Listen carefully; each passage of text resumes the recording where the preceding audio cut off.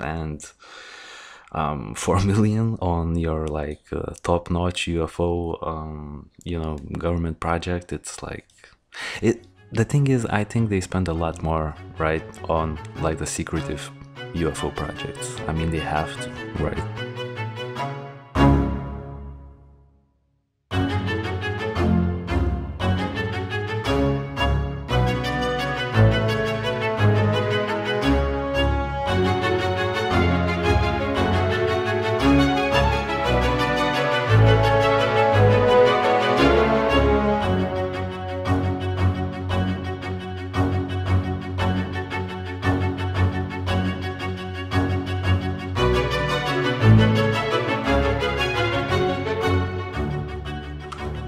And we are live once again. This is the Solvable Mysteries Podcast, episode number 9.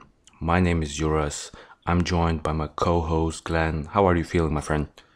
Hi, doing fine, thanks. How are you doing today? I'm doing all right. We've changed up our recording schedule a little bit, so it's the morning in Lithuania. So if anyone notices a little change in my sound, that's in my voice, I mean, that's probably why. I just had my cup of coffee, and I'm definitely ready to dig into today's case. So without any further ado, today's case is the 2006 O'Hare International Airport UFO sighting. So, just to keep it brief, the Chicago O'Hare UFO sighting occurred on the November 7th, 2006, around 4:15 p.m., when a total of 12 United Airlines employees and a few witnesses outside of the airport at Chicago O'Hare International Airport reported a UFO sighting. The Federal Aviation Administration, other known as the FAA, declined to investigate the incident because the UFO was not seen on radar and called it a weather phenomenon. So, Glenn, you are the expert at UFOs in this podcast. What is your take on this? Yeah, so this is a really weird case. I'd like to pose a question to you and to users. What if there was a UFO case that was a definitive case of proof, or at least something that seemed very outstanding in terms of attention it brings, and somehow you'd never heard of it until really recently, yet it was supposedly one of the most famous cases from that area. In fact, this specific case that we're talking about today was the most popular article for the Chicago Tribune, I believe, to date, and maybe since. I think the only article that may have eclipsed it since then, for all U.S. publications, was the one about the Nimitz UFO that we talked about recently. Right. You're asking me what would happen if that was the case, if we had definitive proof of UFOs. That's a really good question. I think life as we know it, at least daily life, would have to sort of stop for a little bit, because man, I think, whoa, that's a deep question. Like I didn't really think about it that much. Like, what if we actually had contact or something like that, and we knew for certain that aliens visited us? I think it would be crazy. I can't say for sure, but I think people would be going crazy, riots, things like that.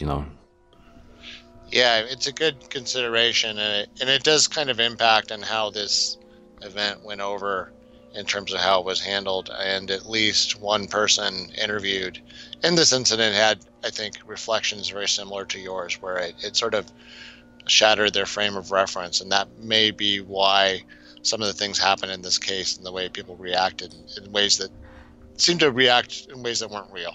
Right. So to recap really quickly, what happened was in 2006 at the airport,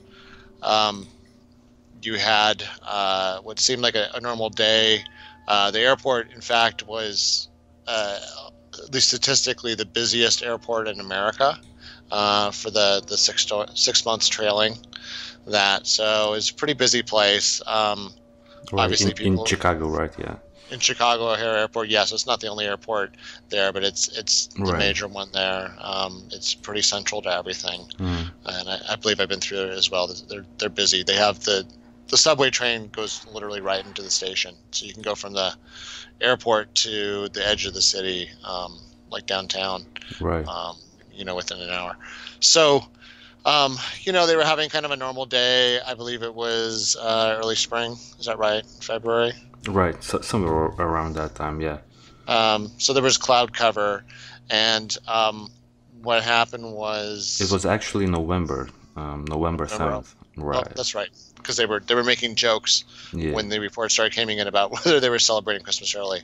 So, what happened? Long story short, was that the control tower started getting calls from different staff at and around Terminal C-17, which was a United Airlines gate, and it was like around here, just for our viewers. So this was like around where Gate 17 is located. Yeah, go on, Glenn. Yeah.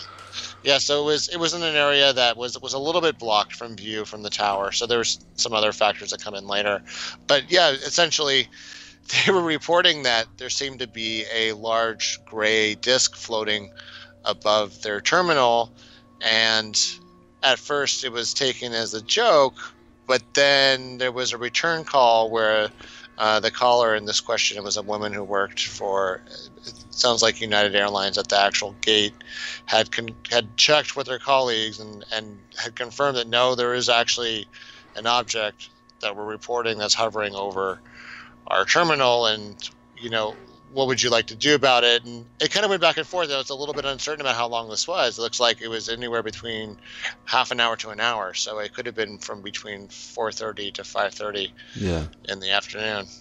Yep. So I think just to get our viewers up to date, I will play this little clip that I have from the news reporting at around that time, and then we can discuss this topic in more detail. So. Right, I'm just going to play this real quick. This one, a UFO mystery at one of the nation's busiest airports. Several pilots, apparently, and United Airlines workers at Chicago's O'Hare swear they saw one, a UFO. They say it hovered over a terminal without lights before shooting straight up right through the clouds last fall. The FAA still is investigating, but federal officials believe it was just some strange weather phenomenon. Flights come to Chicago's O'Hare Airport from all over the world. But do they come from other worlds?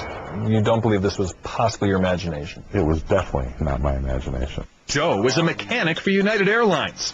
While taxiing a jumbo jet to the hangar, he and another mechanic looked out the window in the general direction and noticed an object up in the sky, dark gray object sitting above the terminal complex. Joe, which is not his real name, is one of several airport workers, some of whom have talked to the Chicago Tribune, who say they saw a saucer-shaped UFO hovering just beneath the clouds at the airport. He's the first to go on camera to talk about it since this happened several weeks ago. He wants to remain anonymous. But you're sure it was some kind of object that normally would not be above O'Hare Airport? I've been at O'Hare for quite some time, and let's just say that I've never seen an object in my time there that looked like this. And I'll tell you, definitely, it was not an airplane as we know it. But it could be an airplane as another world knows it. Possibly. We brought in one of Chicago's top sketch artists. Followed the contours of the object. To listen to Joe and draw a picture of what he says he saw. More of like an oval. Dark gray oval. Because no photos have surfaced, and Joe doesn't know of any. Now, it didn't say Goodyear on it, did it? No Goodyear, no. That's a really good drawing. Is that what it looks like? Very much so, yeah. Other witnesses told an organization called the National UFO Reporting Center that the object eventually shot straight up in the sky at a great rate of speed. It looked like literally someone had poked a hole in the clouds. Just a round hole. Joe thinks the disc is either a stealthy military project or a spacecraft from another planet. But I find it very strange or very peculiar that somebody who possesses the technology to travel between star systems would sit over an airport in Chicago. Hard to argue that. A spokesperson for United Airlines says, "We are aware of what the employees said they saw, but this is not something United would investigate. Talk to the FAA," says the airline. The TSA and the Chicago Department of Aviation also told us to talk to the FAA. So we did. and an FAA spokesperson told us we too don't have the power to investigate. The FAA adds that radar did not pick up anything out of the ordinary, and the sighting might have been caused by a weather phenomenon. And you don't believe it was a weather phenomenon? Not at all. Not for a minute. O'Hare has apparently been UFO-free since that November afternoon, although Joe now tends to pay special attention to that same patch of airport sky. Gary Tuckman, CNN, Chicago. Oh, hey, here's John. Call from my dad in California Monday. To try to get, I think it's so. and these are the serious emails. The ones from kooks who said they were brought aboard alien spacecraft. I put in a circular file. So it's just a story that has legs, and people are fascinated by the thought. And I think there's some belief that there are advanced life forms that are visiting us here on a regular basis. You've been contacted now in the last few days by several countries, but that also includes serious university researchers here in the U.S.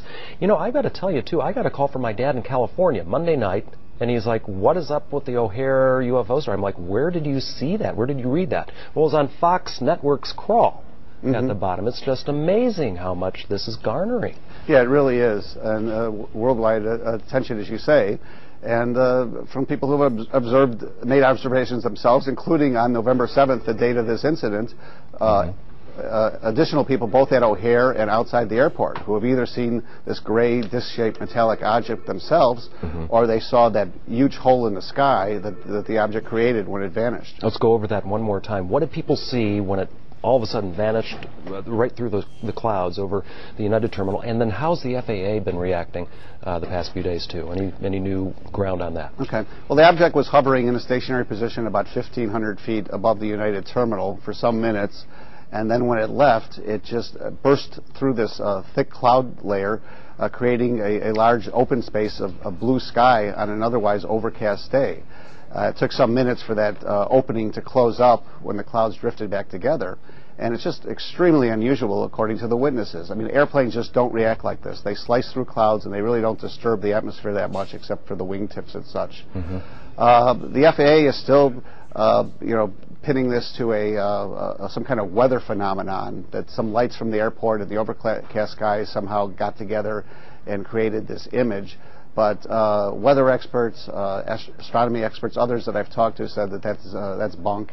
That explanation just doesn't wash. United, on the other hand, after first denying that they got any reports from employees about this sighting, is now saying, yes, indeed, their employees did approach them immediately because of concerns about safety. And to reiterate, John, the witnesses who originally came to you are all seasoned, professional, credible professionals like pilots who saw this. They're pilots, they're senior managers, they're mechanics, and others. So, they are very truthful about what they're saying, and we're trying to locate photographs, if they do exist, of this incident. Well, John, we know you have plenty of other interviews to do today with other countries, so we'll let you go and we'll keep our eyes to the sky. Thanks. Thank you, Jim.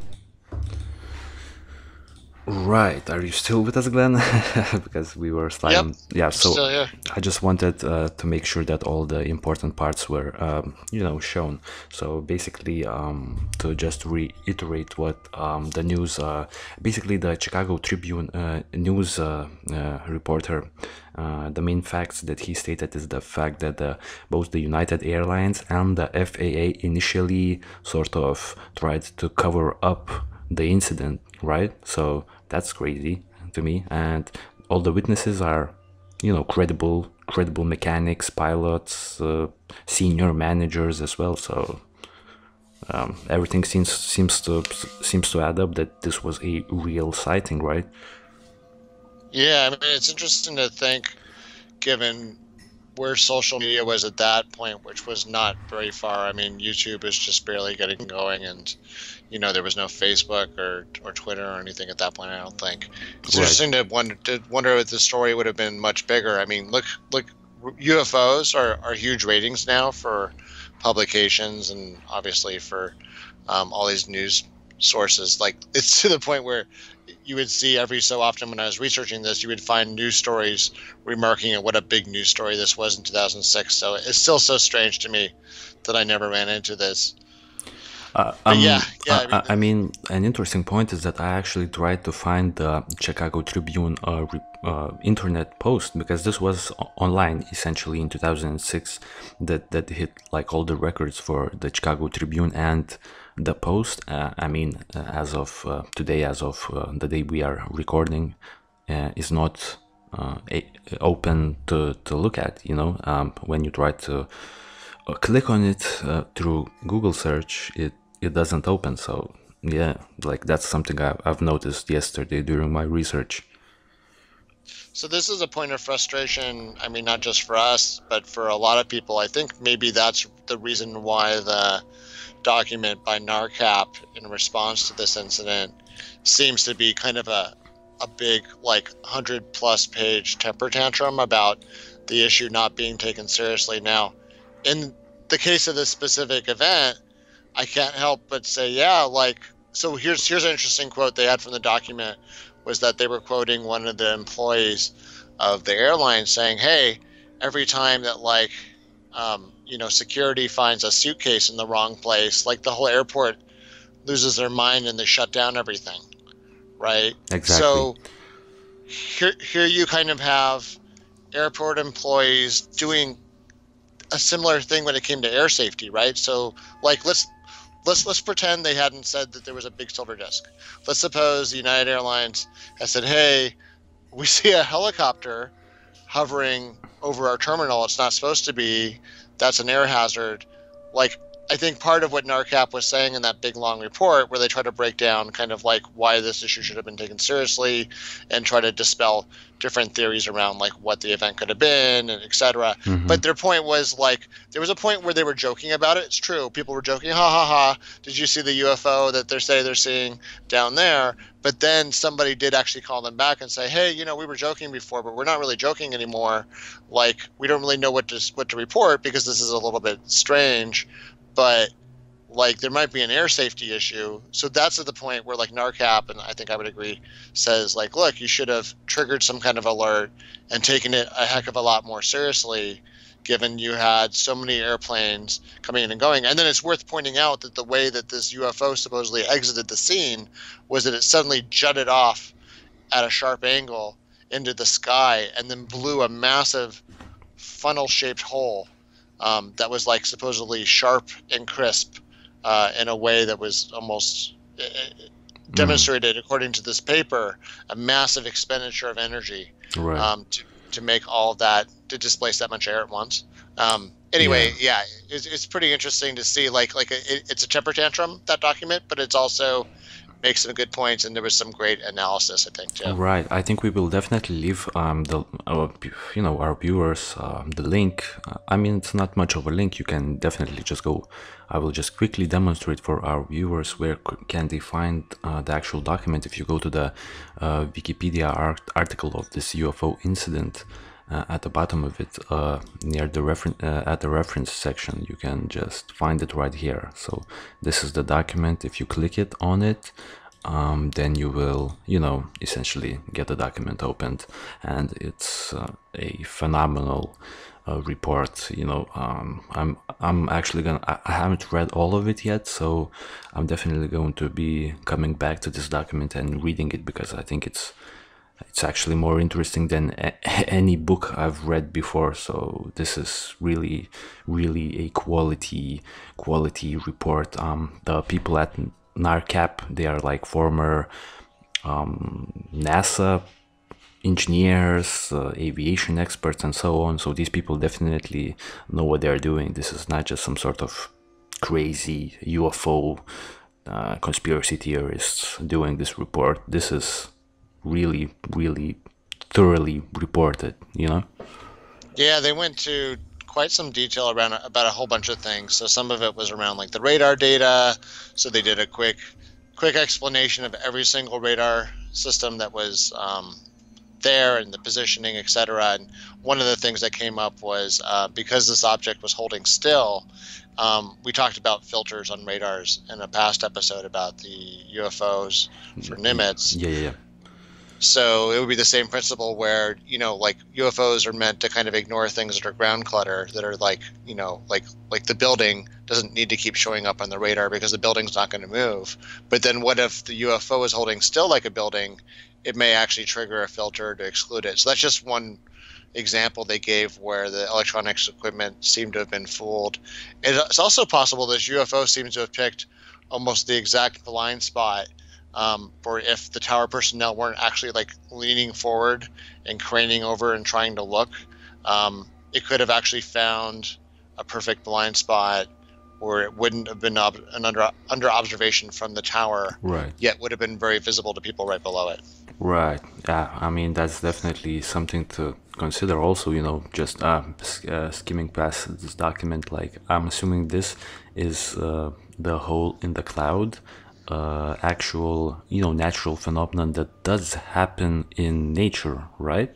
So that was the thing. So that was another. That was one of the first objections from why supposedly the FAA and United and everybody was able to wave this off. They said, oh, it was just some weird weather phenomena. But NARCAP disputes that the weather conditions were anything like that. And they say that, the fact that all these expert witnesses, people that are used to observing the weather at an airport and flying conditions, they described what looked like almost like a cookie cutter hole cut through this cloud. So then NARCAP did a pretty interesting set of analyses around the amount of energy it would take to vaporize cloud raindrops in exactly that shape, and it was well over 100 megawatts. It was like the equivalent of almost like two 747s somehow burning through that. And it said that it would be very hard to do that using normal aircraft motion. You would probably have to have some other kind of motion or manipulation of the physical environment to essentially vaporize that many drops. So it was like a column of air that was 300 meters tall and about 7 meters across or so. Right. Right. It was a lot of air, to clear suddenly a vapor. Yeah, definitely. And also the NARCAP, just the summary and conclusion. If you can quickly go through, like, just the general summary. So on the November 7th, 2006, multiple witnesses reporting sighting a cryptic object or phenomenon over the Chicago O'Hare International Airport. The object or phenomenon presented itself as an apparently solid yet featureless oblate spherical spheroid, right, which hovered at a fixed altitude and attitude for a period of minutes before suddenly ascending nearly vertically in and through the solid cloud layer. So right, so from what I've gathered during my initial research through this case, like, I think the fact that we don't have any actual pictures, like, just because I've shown this image, I want to quickly reiterate the fact that this is not an actual picture. I'm assuming this is sort of what the witnesses saw, something like that, right? So this seems like the right amount of altitude, and the size of the object seems like around the same that the witnesses have described it to be. However, the most interesting fact about this case is that the FAA and the United Airlines, they initially tried to cover up the whole sighting. Like the United Airlines, I think some sort of a senior official that was contacted by the Chicago Tribune news reporter, he initially stated that he had not heard about any sort of UFO sighting initially, but once the conversations between the United Airlines workers leaked, it actually has been proven that almost immediately the witnesses have been questioned by the United Airlines senior officials, and that would mean that United Airlines tried to cover up the sighting. So initially what I think happened, the senior officials at United Airlines that were at the airport at the time contacted the FAA, and the FAA probably gave them direct orders to not talk about it, not report about it. You know what I'm trying to say? So I think that was what happened there, right? Yeah, it's frustrating because from a couple directions, like from like kind of the big meta theory, and we spoke about someday doing a Fermi paradox show. From a Fermi paradox perspective, the whole paradox of Fermi is supposedly there's a huge chance of life out there, but like we're not seeing evidence of that life. And they said, oh, we should have people visiting us all the time. Well, then it becomes really frustrating when something like this doesn't make the news or gets laughed off or doesn't get considered or even recorded. And just as quickly, like you pointed out, Juras, you can't find the article now.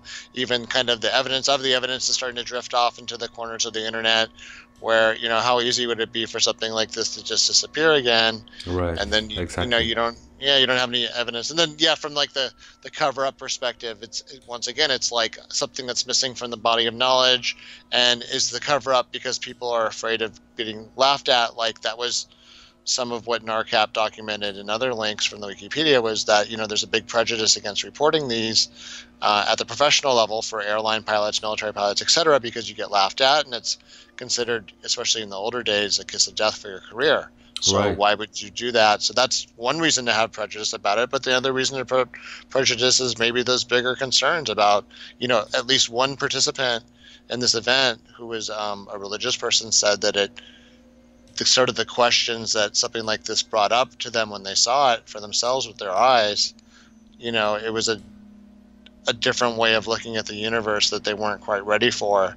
So Yeah. then it makes you wonder, is that the worry at the governmental level?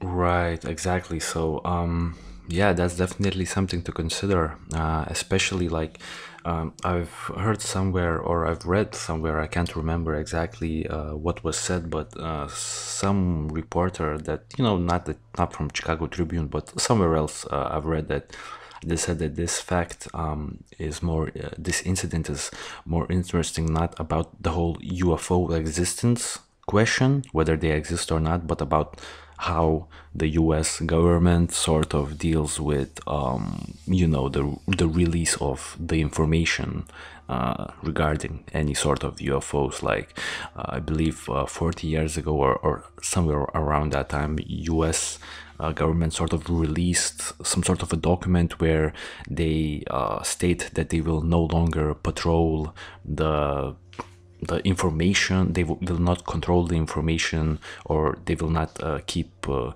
information hidden from the general public about UFOs. But clearly they're still sort of hiding something. I mean, it's only natural, I guess, but they definitely they are keeping some sort of information from us, and that's just obvious to me at this point. Yeah, I mean, you would hope so, at least. I think one of the things that was most frustrating about that alleged program that was studying the Nimitz event and things similar to that was that it was only a couple $1 million a year, and you're like, really, the government for something that's such a big picture, like game changer, and in so many ways, so many dimensions, not just military technology, but life as we know it. Really, you're going to invest less than that a year than it costs for one F-35 or one F-22. I mean, it's ridiculous. It's 4 million. It's a token amount of money. Seriously, right? like I could see Lithuania spending 4 million on that. Like we There's spend only more. Yeah. right. Like I mean, just to put the money into perspective. Like there was probably like at least 10 million euros spent like around my like housing sort of facility just to fix the roads, that like for like a, I don't know, just for a few blocks, right? So that costed like millions. And 4 million on your like top-notch UFO government project, it's like the thing is, I think they spend a lot more, right, on like the secretive UFO projects. I mean, they have to, right? There's no way around it. Maybe it's just like the 4 million for the public one that doesn't really do anything. I mean, what can you do with 4 million? Like, what can you actually do with 4 million? Like, you cannot do anything with 4 million. know, and that, I mean, just the implications for, I mean, defense contractors alone, they would easily throw in $1 billion each just to have access to that. So it's ridiculous. There's obviously some other kind of agenda or other program going on that's in parallel where they keep it segregated, and there's this big disinformation campaign in the meantime where it's really easy to chum up the waters. Yeah. And I mean, there's people that have been involved in this process before, such as there's the Phoenix Lights, which is another incident, and Yep. the mayor was said that he was pressured to react the way he did and make fun of it, and he regrets it now. So, case in point. I mean, we definitely have to come back to the Phoenix Lights. I mean, I was thinking about that case in particular. We have to do an episode on that. Yeah. I think there's no way around it, because we have actual footage and images and everything like that. Like, the only thing that I personally feel like that keeps this incident in particular like not as publicized as the other ones is the fact that there is no actual image or footage, right? But to that point, I think given the fact how credible the witnesses are, I think you don't really need a concrete image for this case, Yeah, Like- it's too bad. It was right on the supposedly. So it's funny because they don't mention it in the Wikipedia, and this shows you once again how like the dialogue has changed, because you used to be able to look up facts and figures about the article itself, and now the article itself is hard to find. But supposedly at one point they had mentioned that one of the pilots had snapped a picture with a really antiquated 1 or 2 megapixel camera, and the Right. photo disappeared. That it was either seized or disappeared into the hard drive somewhere and never made it public. So yeah, I mean, it's just frustrating because it's like, gosh, coulda, woulda, shoulda, coulda got footage. Yeah, but I mean, even if that image would resurface, if it does exist, I don't think it would be like a clear image, because I remember having one of those 2006 phones with like 1 or 2 megapixels. Like, if it's up in the sky, you could probably not tell, No. what it was. But that's, Yeah, and yeah. This thing seems to have been at an altitude that was decent. It really seems to have been Right. at a level where the aircraft controllers, for whatever reason, it was kind of it wasn't where they were normally looking for aircraft. So that looks like there was a blind spot cognitively where no one was ever expecting aircraft to be there. It looks like the radar also, there's reasons why it was blind to stuff there. Right. Yeah, there's a lot of excuses, and I think there's a lot of frustration too, Yeah. that the people whose job it was to safeguard the people in those airports, even though it turns out, nothing happened. It does make you wonder a lot of things about how this went down, and whether it would have had the same reception these days, or whether it would have even shown up differently in the equipment. But doesn't the way it moved and some of the aspects of it remind you of the Nimitz thing? Like couldn't this have been just like a tic tac? I mean, they weren't using the same Definitely, exact shape, but yeah, definitely. I mean, another interesting fact is, like, maybe you have more details on this, because I'm really interested right now. Like, why were the only witnesses that saw this UFO? Why were they all, workers?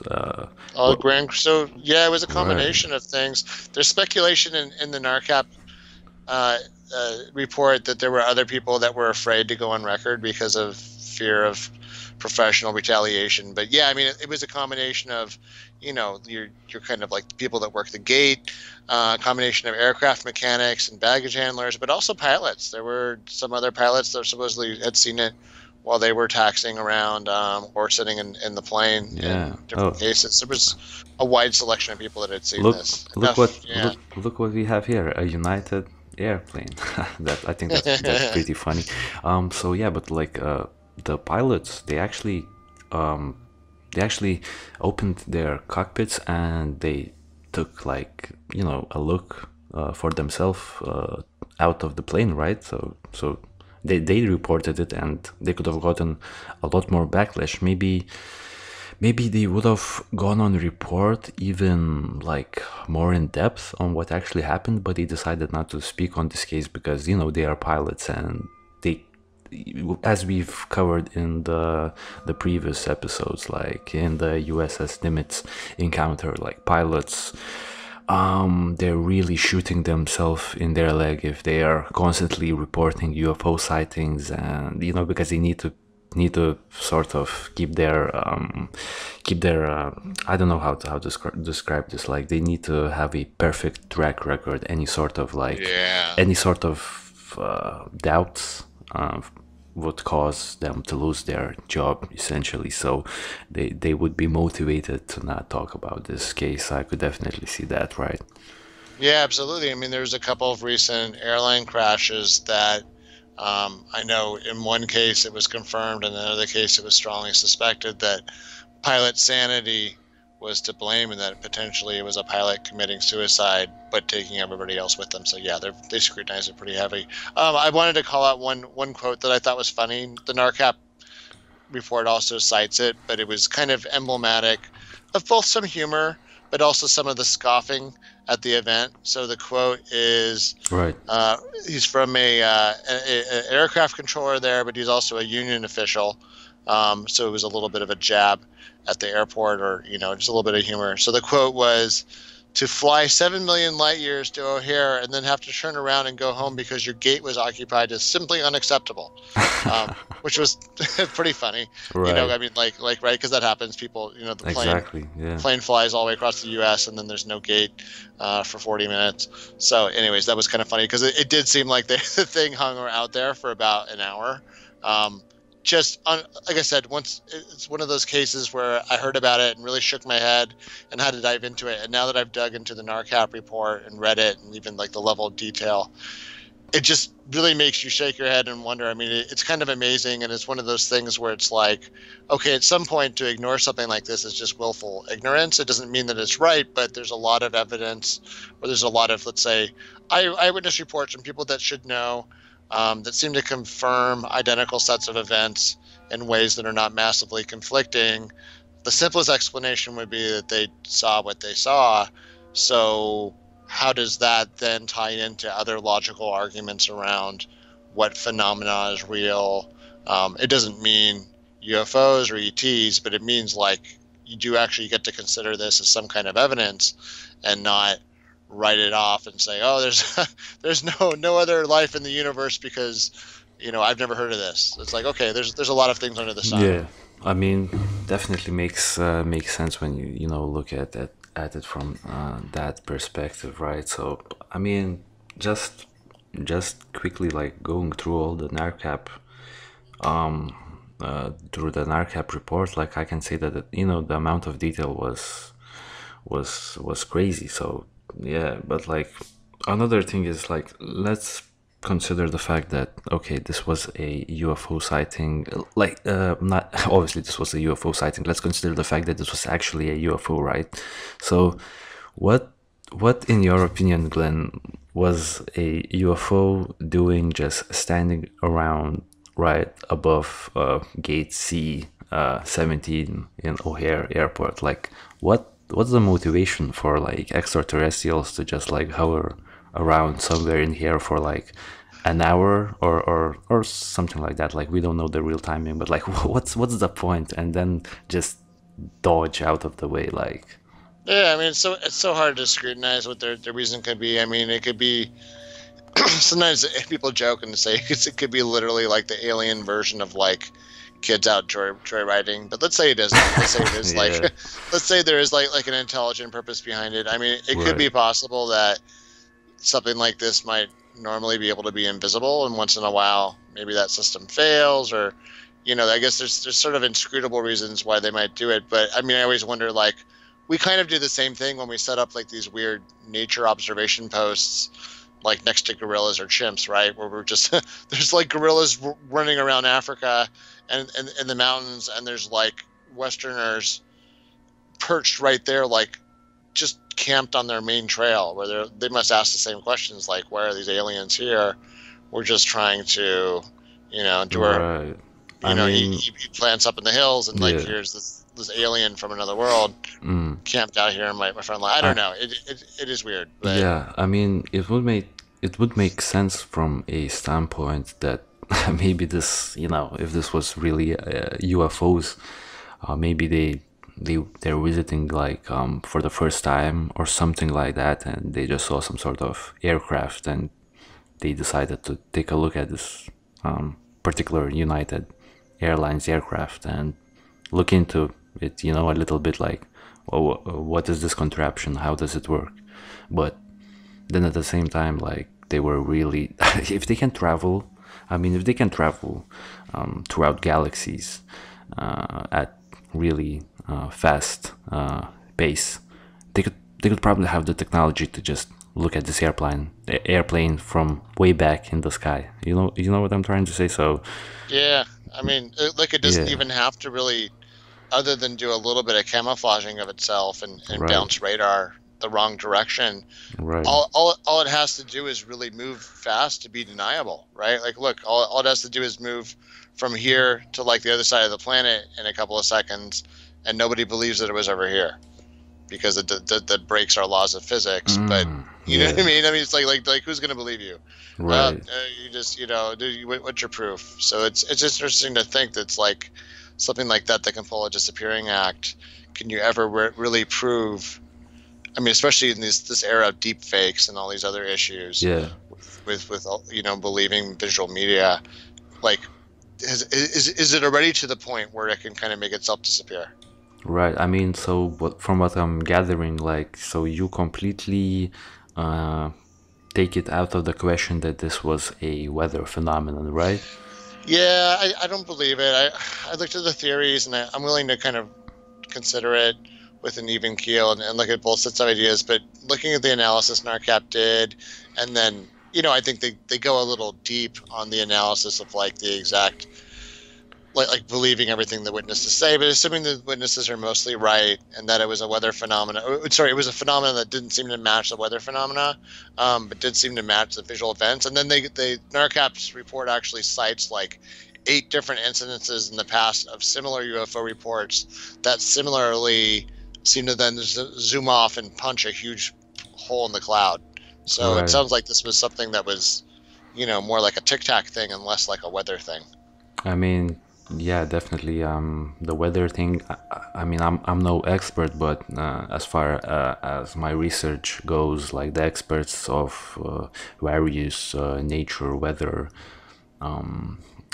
happenings, they all stated that this could not have happened in November, especially during the type of weather that was on November 7th, 2006. So, right, I'm going with the experts, and I'm also agreeing with you on this, that this was probably not a weather thing, Yeah, I agree. I mean, it's if I were just to go all in, I mean, I would suspect that maybe the government doesn't take it that seriously because they know whatever it is. There haven't been any kind of like major aircraft collisions that we know of with these UFOs, and there's even this week, I'll just point out, there was an allegation, of course, from kind of the usual suspects, claiming that the government has it worked out with NASA for when cameras need to be shut off. So there's kind of an ongoing joke with NASA footage that the minute that some kind of weird UFO appears in the background,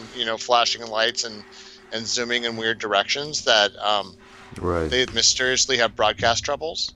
So that's like been a big criticism of them. So that I think coupled with a lot of other things that we've talked about so far in this podcast, ongoing, I think that they maybe that's a good reason for why they didn't take it that seriously, was that there probably is an ongoing little message out there, which seems to be the case, that whatever it is, just keep your head down. It's not going to hurt anybody. Don't worry about it. And that's kind of what they're doing right now. Right. So so like let's get straight to it. So you believe that this was an actual UFO? Like I know you probably don't have a concrete set of belief of what actually happened in 2006 in the O'Hare airport, but like what are you leaning towards? Like, what are your thoughts? I mean, I couldn't say who they were, where they were from, or I don't really have any good intelligence on that. But I think this, coupled with the Nimitz event and some other events, seems to correlate, to right? point, A little yeah, bit, right? yeah, to seem to have at least the straightforward explanation seems to be that there is some kind of aerial vehicle, whether something or somebody is in it. I guess Right. is a pretty interesting question, but it seems like there are things zooming around our atmosphere, whether they're in the same dimension as us and are as physically here as we are. I Right. guess it's a different question, but yeah, I mean, it seems obvious to me that there are things that are being detected by people who otherwise are not known to lie or see things. Right. So, I mean, for me personally, like, I'm not completely taking the natural like weather phenomenon out of the question. I'm just taking out like the hole in the sky phenomenon out of the question. Like, since like I'm the type of person who really needs to see like some sort of footage or something like that. You know what I'm saying? Like the USS Nimitz UFO encounter, like, to me that seems like a real UFO, given the fact that we have an actual footage of what actually happened. Like, for this case in particular, it's really unfortunate that we don't have any sort of detailed image of the UFO that was spotted. So for me, it's a little bit hard to fully believe that it was an alien saucer ship or something like that. I'm definitely like, to me it's 50-50, like I really I'm the type of person who you know what I'm saying, like I need like sort of like a concrete proof of like image or something like that for me to fully fully consider the fact that this was aliens or something of that nature. So yeah, it's unfortunate that we don't have footage. Like that would be a game changer for me. And the other thing is, like, this case, I have not heard about this case before you mentioned it to me. Like, it's, even though it's probably the best article on Chicago Tribune that they have ever done, it sort of not it hasn't been that widely publicized, wouldn't you say? Like, I've only found this out by you, so yeah. It's kind of a weird little secret. Yeah, no, it's and I think another one of those things to the list where I think it points to the ongoing frustration even these many years later. Yeah, it's almost like it's such a tainted topic. For some people, it's almost, like I said, it's almost a religious idea. I think both ways. So there's people that believe in it too much, and there's people that maybe have the same repulsion that they might have to certain religious or other ideas, yeah. where it doesn't allow fair consideration, which is, I guess, understandable, because at the end of the day, it's one of those things that makes somebody question what they believe, maybe their religious beliefs, or how they believe the universe came about. It's one of those things you don't have an easy answer to. Yeah, definitely. I mean, the religion, the scripture, definitely plays a part in a lot of people's like mindset towards UFOs, because that would sort of be completely opposite from what, for say, the Quran or the Bible says. So for a lot of people, that's probably why they could not consider. But I don't think that, especially in the US, you have a lot of people that would deny UFOs just because of that fact. I feel like it's really hard for me to say like why this case in particular has not been reported. I feel like if there was an image, you know what I'm saying, if there was a footage, if there was an image, I think there would be a lot more to go off of. You know what I'm saying? Like the Nimitz report, the Phoenix Light, it was crazy. The reports were insane everywhere, because you have something to show to the public, right? In this particular case, you only have the witnesses report. So I think that's what's holding back this case, Yeah, and it's interesting because the public goes through a lot of cycles of this. It's worth pointing out that At one point, the CIA had actually directed itself to oppose UFO reports because they had claimed that it was a part of a communist plot to stir up fear in the American public. But you never really know if that's really where it came from or whether there were other motivations. But yeah, it is interesting because every few years something like this will pop up and get a lot of attention and credibility, and then it kind of dies down again. And it's pretty easy to for people to kind of conflate it with other pop culture in their mind. So it doesn't help that there's a whole set of mythology around like Roswell, or there have been movies that kind of incorporate things that maybe or maybe didn't happen. It's almost like a form of misinformation. And that's, I think, one of the criticisms is that some of it is intentional. It's intentionally meant to make it opaque and to cloud up the perception of the topic.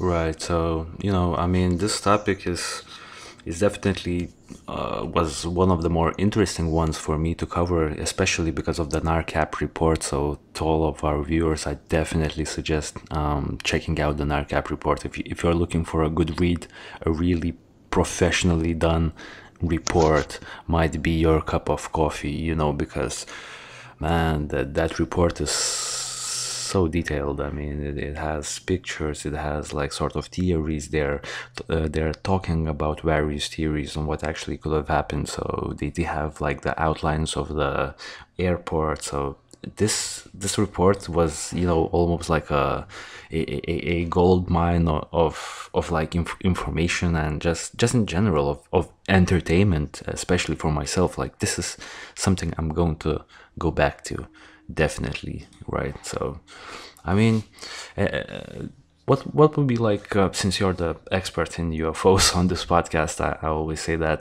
so what are your like main takeaways from like this incident? Like, what do you think are like the most important things that sort of came about from the news coverage, from like the FAA and United trying to cover the incident up initially? Like, what is like the most important factors for you?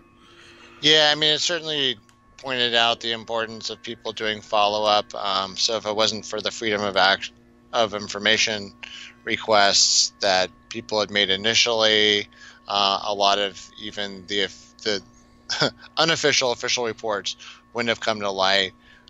Certainly, I feel personally rewarded for having read through the NARCAP report, because it, as you mentioned, it's a really special document. It's got a lot of deep digging in all the different facets, and I think it does try to do a really complete job of addressing every single objection or counter theory to what happened. So I think it's a very complete product. So yeah, I think from that perspective, finding out more is better. And I think this case and even some of the other cases we've covered recently, I got a chance to revisit the Jonbenet case and some other cases that I knew about, and even just hearing it again, having a different aspect. You learn something every time you come to something, even something that you thought you had spent more time on before.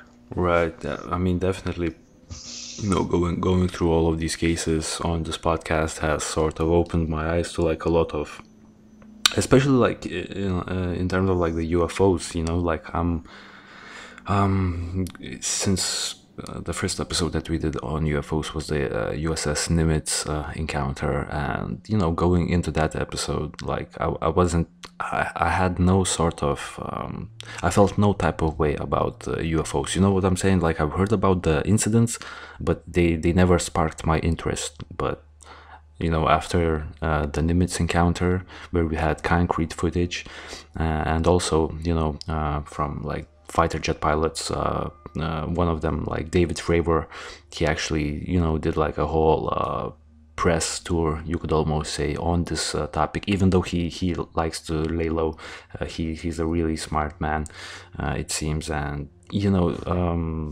this case also, the witnesses are more than credible. You have pilots, engineers, senior officials that have seen this UFO in the O'Hare Airport. I mean, it opened my eyes, I could say, and I'm definitely a lot more interested in UFOs now than a month ago. You know what I'm trying to say? So, I mean, Yeah. there's so many like credible reports that it's getting really hard to distinguish like which reports have some sort of weight to them and which sightings are sort of, you know, not that credible, because yeah.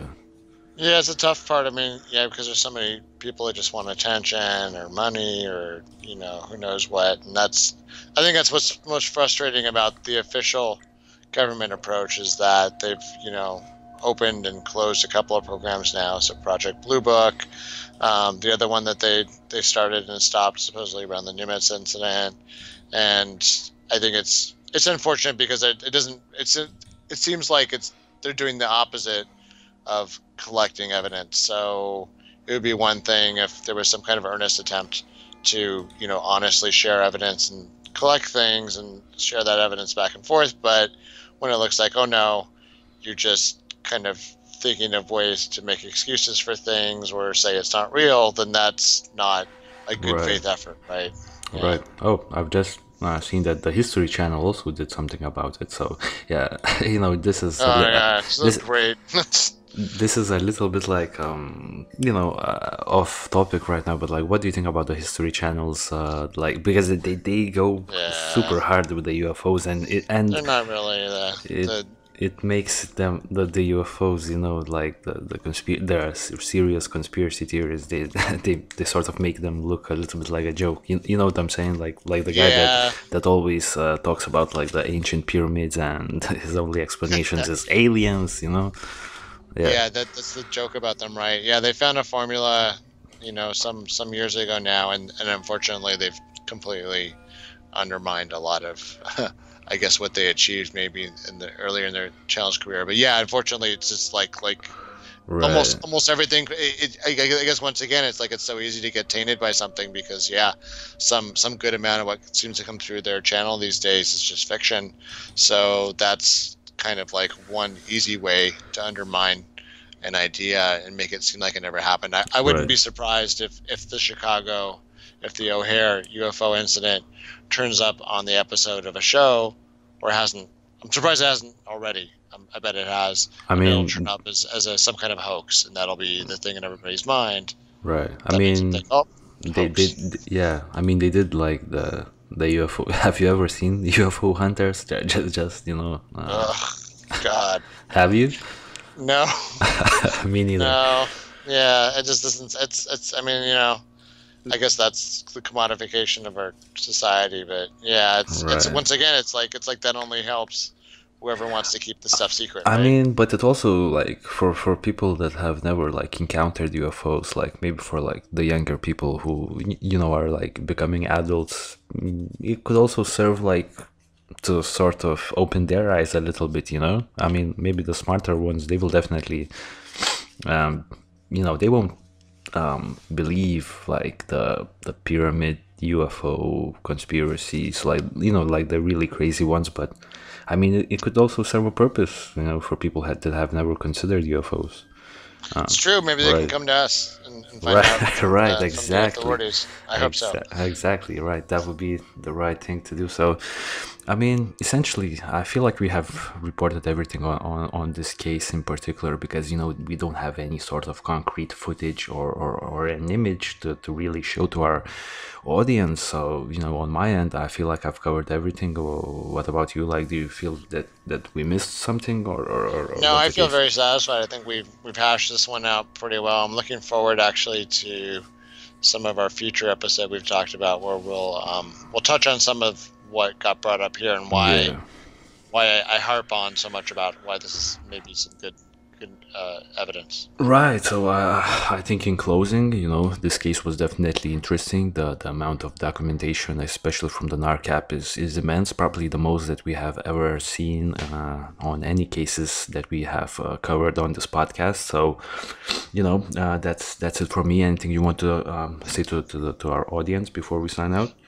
No, be sure to hit subscribe. Thanks for your comments, and we're looking forward to seeing you on our next episode. Right. So without any, further ado, this was the Solvable Mysteries Podcast, episode number 9. This was the O'Hare 2006 UFO encounter. If you enjoy the content, then definitely subscribe. If you have your own theories, leave them in the comments section down below. It was a pleasure discussing this topic with you, Glenn, and I can't wait for our next episode that should be airing. I'm not really certain when, but it's definitely going to be airing.